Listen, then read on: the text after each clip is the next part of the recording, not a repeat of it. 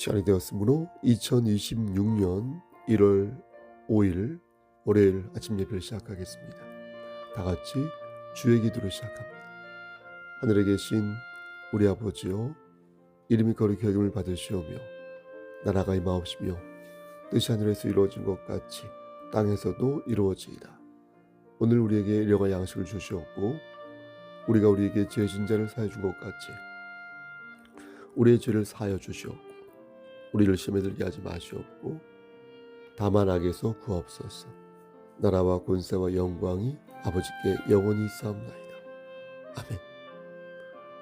사랑과 내가 풍성하신 하나님 아버지, 하나님의 크신 사랑을 진심으로 감사드립니다. 어제 주일 예배를 드리고 오늘 다시 아침 예배를 드리게 하여 주심을 감사합니다. 우리에게 아직 생명을 주셔서 감사합니다. 우리가 하나님 말씀을 들을 수 있도록 우리에게 청력을 허락하여 주셔서 감사합니다. 이모저모 생각할 때 감사하는 것들이 감사해야 할 것들이 너무 많은데 하나님 말씀 속에서 이러한 깨우침을 허락하여 주셔서 또한 감사합니다. 하나님, 우리에게 사랑스러운 자녀를 주시고 또 귀한 부모님을 허락하시고 형제와 자매를 붙여주시고 주 말씀 안에서 아름다운 교제를 나누며 하나님 나라를 소망케 하심 또한 감사합니다. 하나님, 이러한 감사함이 우리 삶 속에서 영원할 수 있도록 하시고 우리의 육신의 장막이 벗어지는 그날이 될 때까지 하나님 말씀 붙잡고 이기는 자 될 수 있도록 은총 베풀어 주시옵소서. 그러한 우리 성석교회 되게 역사하여 주시옵소서. 우리에게 주어진 십자가를 달게 지고 할 수 있도록 하시고 형제와 자매의 짐을 함께 지며 하나님께 영광 돌리는 삶을 살 수 있도록 은총 베풀어 주시옵소서. 우리가 하는 모든 일들이 주 말씀 안에서 형통되기를 소원합니다. 머리가 될진데 꼬리가 되지 아니하도록 올 한 해도 끝까지 우리와 함께하여 주시옵소서. 하나님의 은혜만 믿겠습니다. 모든 말씀 예수 그리스도를 받들어 감사하며 기도드렸사옵나이다. 아멘. 하나님 말씀 고린도전서 11장 27절에서 34절 말씀입니다. 고린도전서 11장 27절에서 34절 말씀입니다. 신약성경 제 성경으로 277쪽입니다. 다 찾으신 줄 알고 봉독하겠습니다. 그러므로 누구든지 주의 떡이나 잔을 합당하지 않게 먹고 마시는 자는 주의 몸과 피에 대하여 죄를 짓는 것이니라. 사람이 자기를 살피고 그 후에야 이 떡을 먹고 이 잔을 마실지니 주의 몸을 분별하지 못하고 먹고 마시는 자는 자기의 죄를 먹고 마시는 것이니라. 그러므로 너희 중에 약한 자와 병든 자가 많고 잠자는 자도 적지 아니하니 우리가 우리를 살폈으면 판단을 받지 아니하려니와 우리가 판단을 받는 것은 주께 징계를 받는 것이니 이는 우리로 세상과 함께 정죄함을 받지 않게 하려 하심이라. 그런즉 내 형제들아, 먹으러 모일 때에 서로 기다리라. 34절. 만일 누구든지 시장하거든 집에서 먹을지니 이는 너희의 모임이 판단받는 모임이 되지 않게 하려 함이라. 그 밖의 일들은 내가 언제든지 갈 때에 바로 잡으리라. 아멘. 하나님, 부족하지만 말씀을 잘 전할 수 있도록 도와주시옵소서. 이 말씀을 들어 사용하여 주시옵소서. 예수님의 이름으로 기도드렸습니다. 아멘. 오늘 본문을 보면 은혜를 제대로 나누지 못한 한 교회의 모습이 보여집니다. 여러분, 그 교회 이름이 뭐였습니까? 바로 고린도 교회였습니다. 고린도 교회는 잘한 점도 물론 있었죠. 하지만 문제가 있는 부분도 못지않게 있었습니다. 그 중에 하나가 오늘 본문에 나오는데 그것은 바로 성만찬에 대한 잘못된 이해와 행동이었습니다. 성만찬의 의미는 두 가지가 있는데요. 하나는 우리 주님이 우리에게 살과 피를 주심으로써 우리의 죄가 사여졌으므로 그 은혜를 감사히 여긴다라는 의미가 있고요. 또 하나는 그러므로써 우리가 모두 주님 안에서 한 형제다라는 그 사실을 믿는다는 고백의 의미가 있습니다.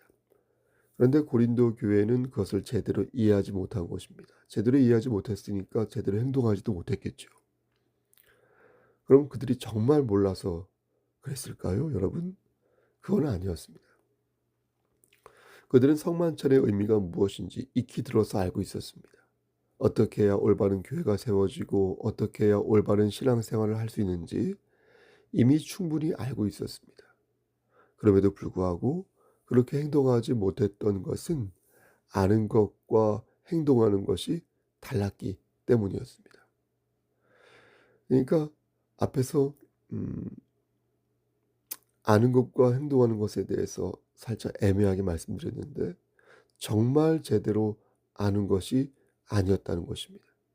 그러니까 머리로는 그렇게 하면 안 된다는 것을 알고는 있었지만 막상 행동으로 옮기려 하니까 자신의 사특한 욕망으로 그게 제어가 안 된 것이므로 그것은 정말로 알았다라고 볼 수 없다는 것입니다. 또 한 가지 그런 이유는 오랫동안 그렇게 살다 보니까 습관이 되어서 잘 안 고쳐진 것입니다. 자꾸 그렇게 행동하게 되고 또 주변에 있는 사람들도 그 모습을 따라하면서 교회가 어떻습니까? 이렇게 총체적으로 좀 잘못되고 병이 들고 문제가 생기게 된 것입니다. 이에 사도 바울은 다시 한번 각성시켜야겠다라는 생각에 성만찬의 의미가 무엇이고 우리가 어떻게 살아야 멸망하지 않고 제대로 살아갈 수 있는지를 오늘 말씀을 들어 설명하고 있는 것입니다. 먼저 27절 말씀을 보면 사도 바울은 이렇게 고린도 교인들에게 경고합니다. 27절에 그러므로 누구든지 주의 떡이나 잔을 합당하지 않게 먹고 마시는 자는 주의 몸과 피에 대하여 죄를 짓는 것이니라. 주의 몸과 피에 대하여 죄를 짓는 것이다. 이 말씀은 성찬식을 거행할 때 우리가 꼭 읽는 말씀인데요. 성도들은 이 말씀을 듣고 또 읽으면서 성찬식에 내가 참여해야 되나 이게 갈등합니다. 심지어 목사들도 그런 경우가 있습니다. 내가 이 성찬식에 참여해도 되는 것일까? 이렇게 고민한다는 것입니다. 하지만 우리는 이 말씀을 잘 이해해야 할 것입니다. 이 말씀의 의미는 죄책감에 빠져서 자기를 막 폄훼하거나 학대하라는 것이 아닙니다.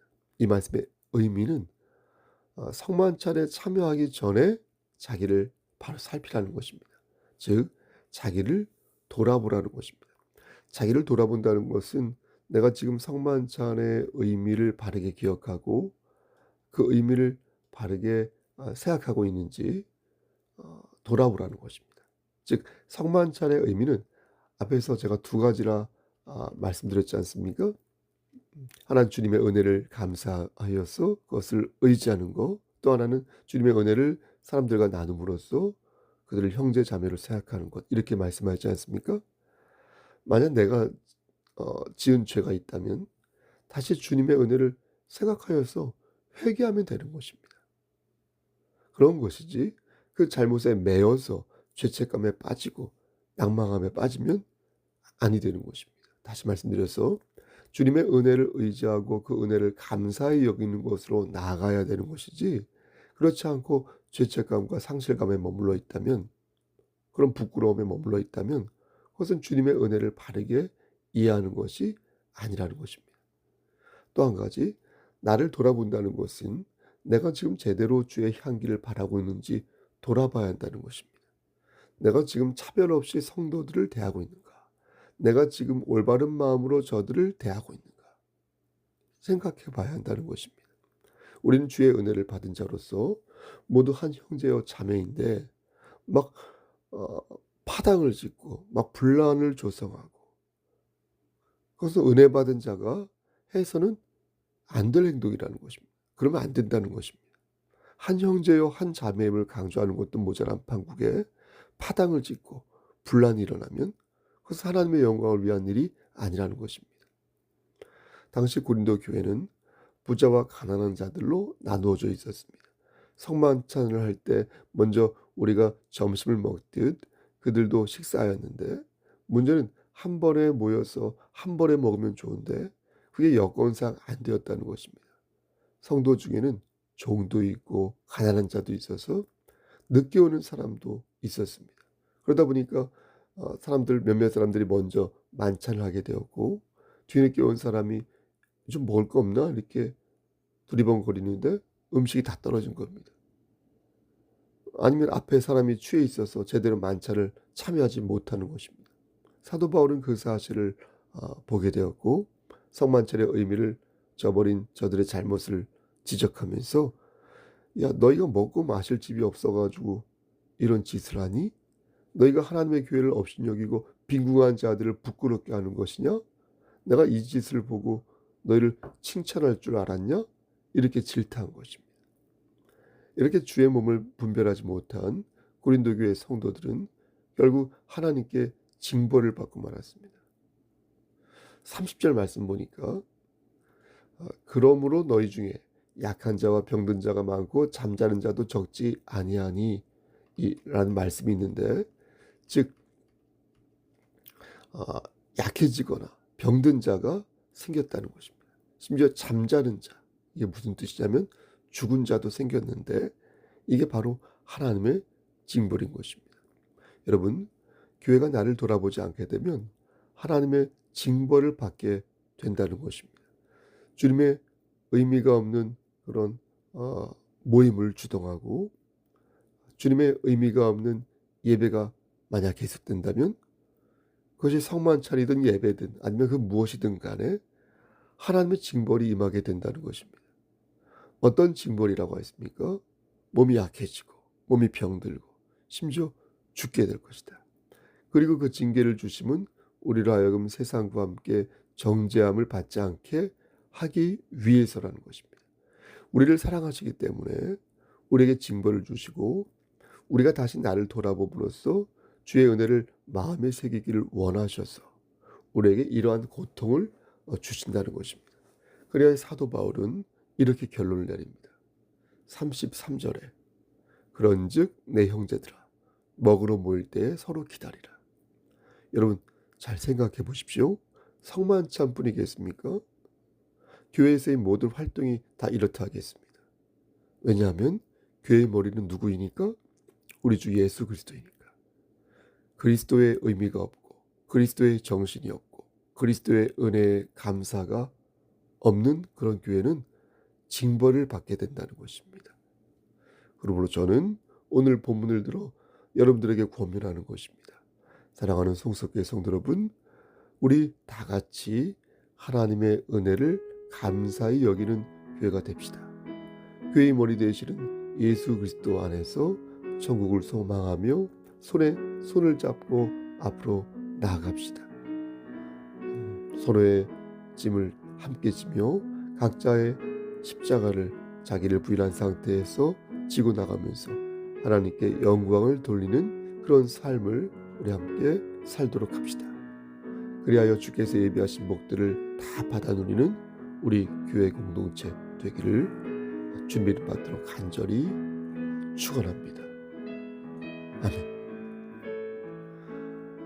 이제는 우리를 죄에서 구속하여 주신 우리 구주 예수 그리스도의 은혜와 아버지 하나님의 만극하신 그 사랑하심과 성령 하나님의 교통하시고 인도하시는 모든 역사하심이 하나님 말씀 안에서 오늘도 하나님을 기쁘시게 하는 삶을 살기를 소원하는 여기 모인 성도와 그들의 가정과 이 재단과 이 나라 위에 하나님의 사랑하심이 세세토록 함께 계실지어다.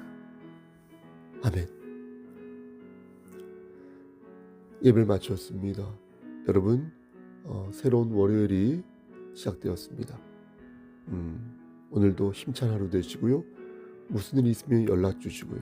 아시죠? 제 연락처는 010-3938-3983입니다. 무슨 일 있으면 달려가겠습니다. 저에게 가장 중요한 것은 예배, 두 번째는 신방 혹은 상담이니 개의치 마시고 언제든지 연락 주시면 제가 찾아가도록 하겠습니다. 여러분 오늘 하루도 주 안에서 말씀 붙잡고 승리하는 하루 되시길 바랍니다. 샬롬.